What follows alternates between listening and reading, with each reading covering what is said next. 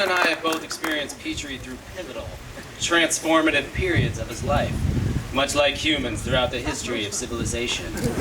So we're going to track Pete's progress as a man through historical anecdotes to get some good old-fashioned laughs from the teacher crew. Where the teachers at? Where the teachers at? Where the teachers? I see you, teachers.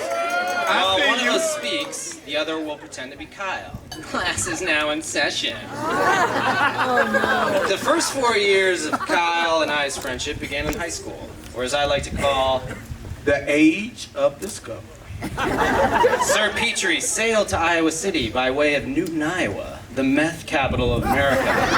Although, I think that's South Dakota now. I think South Dakota is could be South Dakota. It's probably better we don't know. And he was looking to discover a better life by exploring this brave new world. Strange things were happening to his baby dinosaur-like body. He came across dynamic forms of art through sonnets like Back That Ass Up. And he would begin to observe new species known as females, although none would come into contact with him. Not exactly a ladies' man, Petrie thought the key to a young co-ed's heart and to the cool crew was by way of joining orchestra. Who does that? Who joins the orchestra? Or what I like to call a poor man's band and a rich man's Friday night alone. To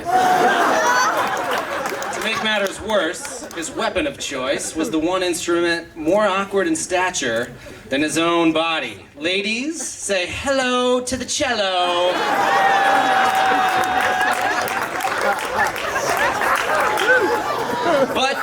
But what Petrie lacked in style, he made up for in substance.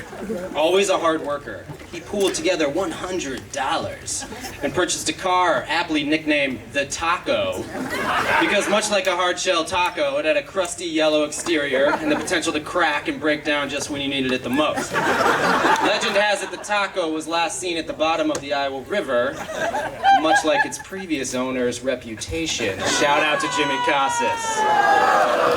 Don't put Where the IC at? Where the IC at? But he soon took the reins of his mother's car and essentially became our entire class's designated driver. While the rest of us partook in bush light and ditchweed at public parks, Petrie would sit in the car and hone his freestyle skills, randomly using the phrase, "oh my God," in every verse. Get him, Pete. Oh my God, I'm the bird man, baby. I'm flying any weather. Oh my God, I'm crazy. It was pretty terrible.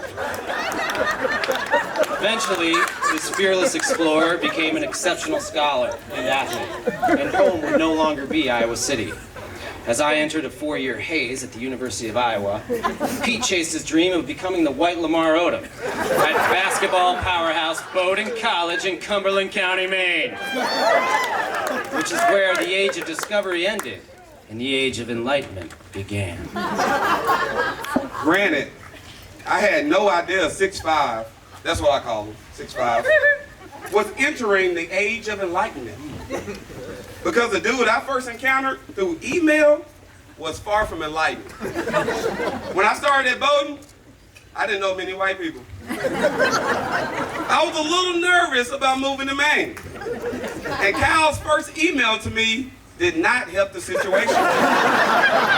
What's up, homie? I'm a hip-hop loving basketball player from the IC. I'll bring the TV if you bring the PlayStation or the microwave. I'm gonna keep swinging for the Midwest, you heard?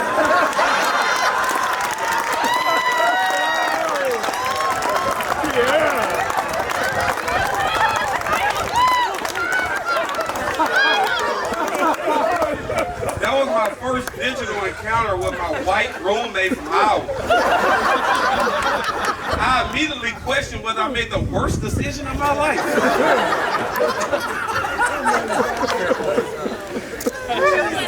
The age of enlightenment isn't always welcome. He resisted growth in many areas.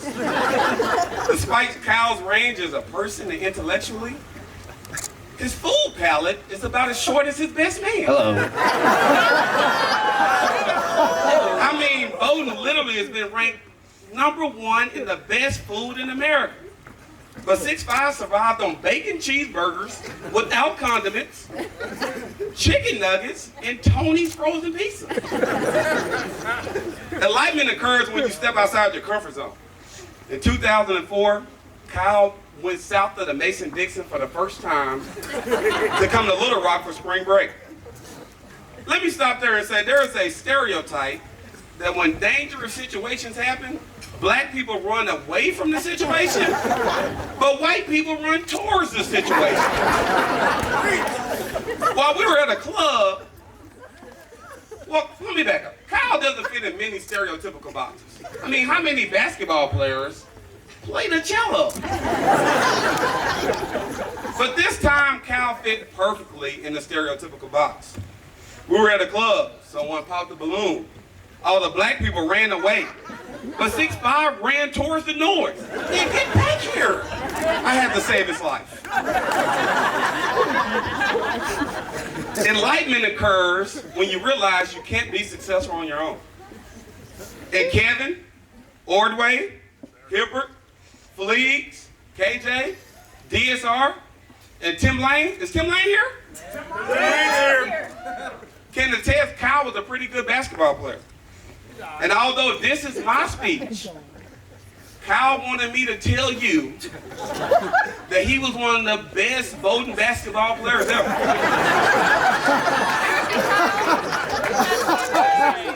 When he graduated, he ranked 4th in points and 4th in assists. Did I get that right, Kyle? Maybe.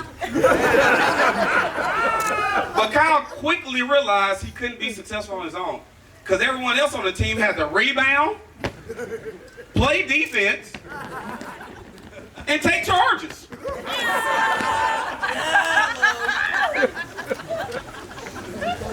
Enlightenment occurs when you realize you're so smart that you can outsmart everyone else.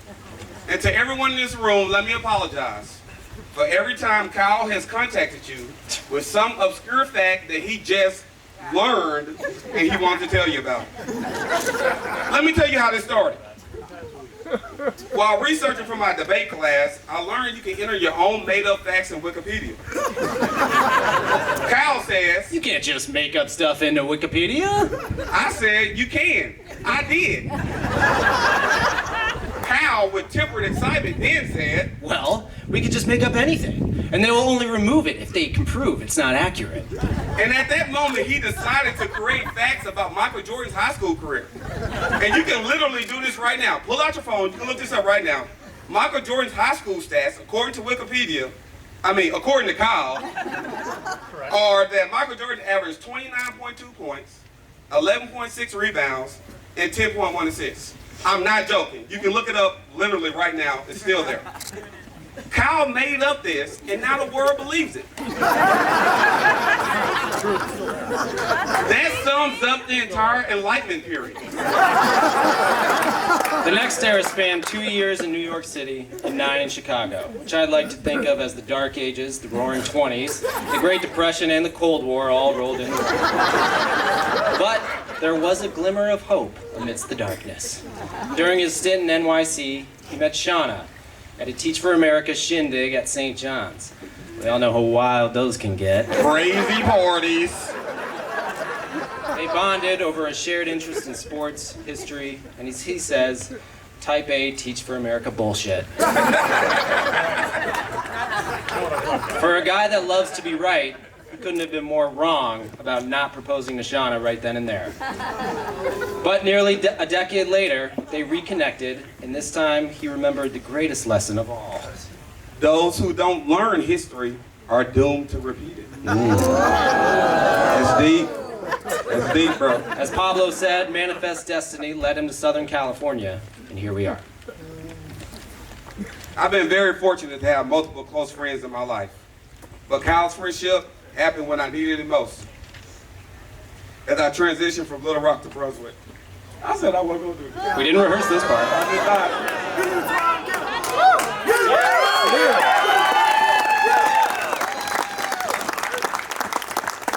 Our friendship was essential to my Bowdoin experience.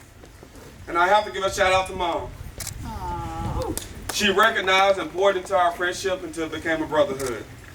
And we're not friends anymore. You know what Jay-Z said? Jay-Z said, my brother is my brother like my brother is. Cal, you my brother like my mother's kids. I mean, I never wanted a goofy looking.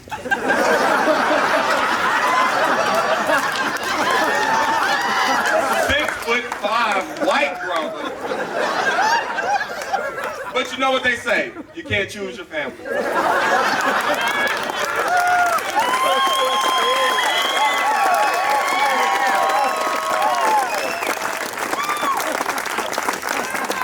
Since Kyle is my brother, Shauna, you're officially my sister. Welcome to our weird family. As we wrap up class for tonight, I'm reminded of